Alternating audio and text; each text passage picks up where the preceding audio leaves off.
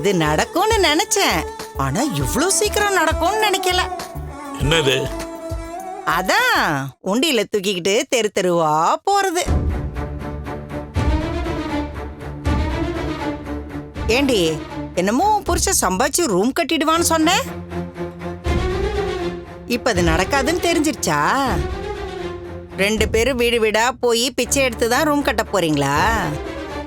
என்ன பேசுற நீ? அப்பா பாப்பா விடுப்பா.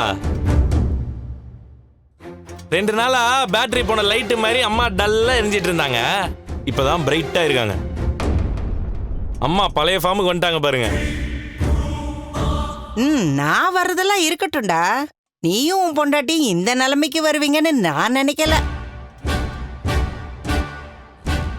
அத்தை, நாங்க அப்படி ஒன்னும் சும்மா அடுத்தவங்க காசு கேட்டு நிக்கிறவங்களாம் ஒன்னும் இல்ல. உழைச்சு சம்பாதிக்கணும்னு நினைக்கிறவங்க. அப்படிதான் இவரும் அந்த ரூமை கட்டுவாரு. உழைச்சி சம்பாதிக்கிறவன் தான் இப்படி உண்டியில தூக்கிட்டு நிப்பானா? கடைசியில பிச்சை எடுக்கிற நிலைமையில தான் வந்திருக்கு.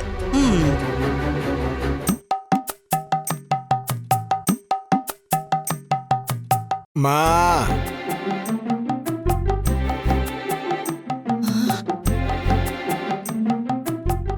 அம்மா சொன்ன சரிதான்பா. பிச்சைக்கார வந்தான்பா.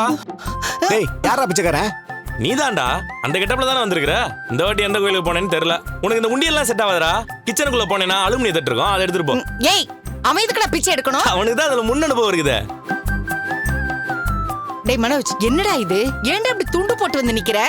எல்லாம் ஒரு காரணமாதாம்மா. ஐயோ, என்னடா? என்ன மனோஜ், தினசு எதையாவது பண்ணிட்டு இருக்க?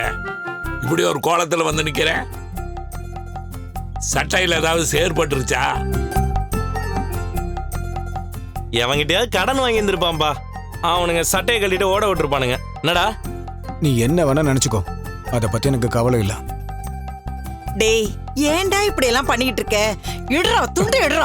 மா, சட்டை எதுக்குடா அக்கல்ல வச்சிருக்கே? குடுறா. மா, இடுறா, மாமா, இடுறா. மாமா, மாமா, ஏய், விடுமா, துண்டு விடுமா, மாமா, விடுமா. விடுன்னு சொல்றேன்ல, விடு. இது என் தனிப்பட்ட விஷயமா, யாரும் கேட்க வேண்டாம். டேய், டேய்,